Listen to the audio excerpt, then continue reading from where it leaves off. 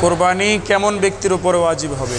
এক নম্বরে কুরবানি ওয়াজিব হয় বালেগ ব্যক্তির উপরে, সুতরাং কোনো নাবালেগ বাচ্চার উপরে কুরবানি ওয়াজিব হবে না।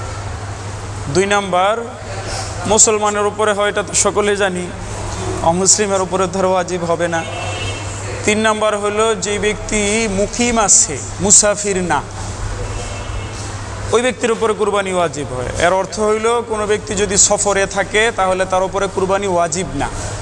কোন দিনগুলাতে? জিলহজ মাসের 10, 11, 12 এই 3 দিন, জিলহজ মাসের 10, 11, 12 এই 3 দিনে যেই মানুষগুলা বালেগ না তাদের উপরে কুরবানি ওয়াজিব হবে না। এখন কথায় কথায় একটা ছেলে বালেগ হয়েছে 13 তারিখে গিয়া, তাহলে তার উপর কুরবানি ওয়াজিব হয় নাই, অথবা 12 তারিখে বালেগ হয়ে গেছে, তাহলে ওই দিন কুরবানি করতে হবে, একদিন পাইলেও চলবে। কুরবানির 3 দিন না, 10, 11, 12। 12 নম্বর দিনের সকালবেলা বালেগ হয়ে গেছে, হ্যাঁ এরকম হইতে পারে, বা 11 তারিখে বালেগ হয়েছে, তাহলে তার উপরে কুরবানি আসবে। আবার এই 3 দিনে কেউ সফরে আছে, তাহলে তার উপরে কুরবানি ওয়াজিব না। 10, 11, 12 এই 3 দিনে সফরে আছে। সফর কাকে বলা হয়? সফর বলা হয় কোনো ব্যক্তি যদি 48 মাইল দূরের কোনো সফরের নিয়তে নিজের এলাকা ছাড়া আছে, সেই মুসাফির, ঠিক আছে? তো কেউ যদি এই 3 দিনের মধ্যেই সফরের হালতে থাকে, তার উপরে, ওই ব্যক্তিটার উপরে কুরবানি ওয়াজিব না। সে ধন সম্পদের মালিক হইল, মুসাফির অবস্থায় কুরবানি ওয়াজিব না। ইসলাম সহজ করেছে না, পরিবারের মধ্যে তার করা, মানে তার পক্ষ থেকে করা লাগবে না।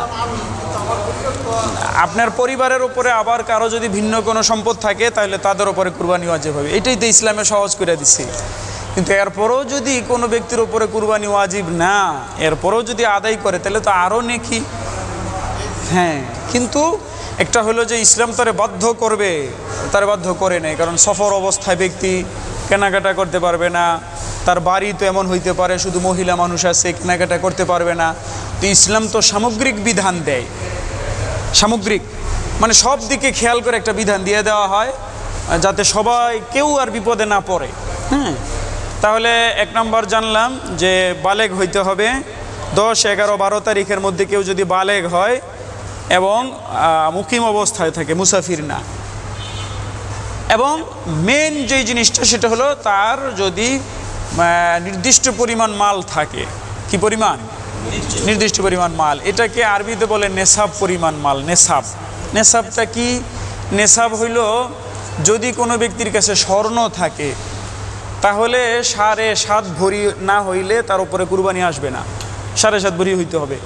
কথার কথা যদি 7.25 ভরি আছে, আর কোনো সম্পদ নেই, শুধু স্বর্ণ, কোনো মহিলার 7.25 ভরি স্বর্ণ আছে, বা 7.5 ভরি পুরা হওয়ার 2 আনা 1 আনা কম, কিছু কম আছে, তাহলে ওই মহিলার উপরে কুরবানি ওয়াজিব হবে না। এটা হলো শুধু যদি স্বর্ণ থাকে। কিন্তু শুধু স্বর্ণ ছাড়া যদি বিভিন্ন প্রকারের মাল থাকে, যেমন নগদ টাকা পয়সা আছে, অতিরিক্ত জমি জমা আছে, অতিরিক্ত জমি জমার দ্বারা উদ্দেশ্য হলো যে এই জমি জমা তার খাদ্য, পোশাক, বাসস্থানের কাজে জড়িত না। হ্যাঁ, এরকম জমি জমা পড়ে রয়েছে, দামি দামি আসবাবপত্র আছে, জমানো কিছু টাকা পয়সা আছে, 1-2 ভরি স্বর্ণ আছে, 1-2 ভরি রূপা আছে, মানে ভ্যারাইটিস মিলাইয়া ঝিলাইয়া সম্পদ আছে, তাহলে সবগুলার সামগ্রিক মূল্য যদি 52.5 ভরি রূপার পরিমাণ হয় তাহলেই এই ব্যক্তিকে বলা হয় নেশাব পরিমাণ মালের মালিক।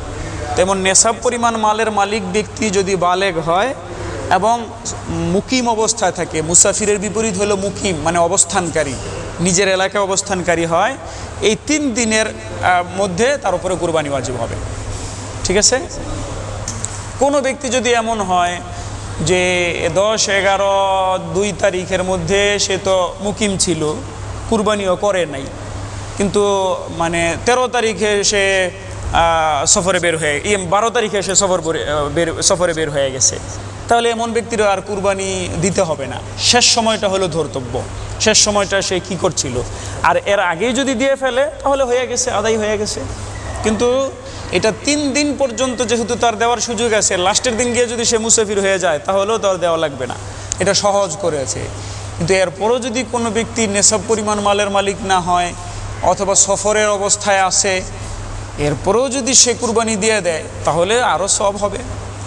বাকি নাবালেগ বাচ্চা যদি অধিক পরিমাণ সম্পদের মালিকও হয় এবং মুকিমও থাকে, তো নাবালেগ বাচ্চার নিজের উপরে কুরবানি ওয়াজিব না, তার পক্ষ থেকে অভিভাবকের উপরেও ওয়াজিব না। কারণ আমরা জানি নাবালেগ থাকা অবস্থায় ইসলাম তার উপরে কোনো বিধিবিধান দেয় নাই।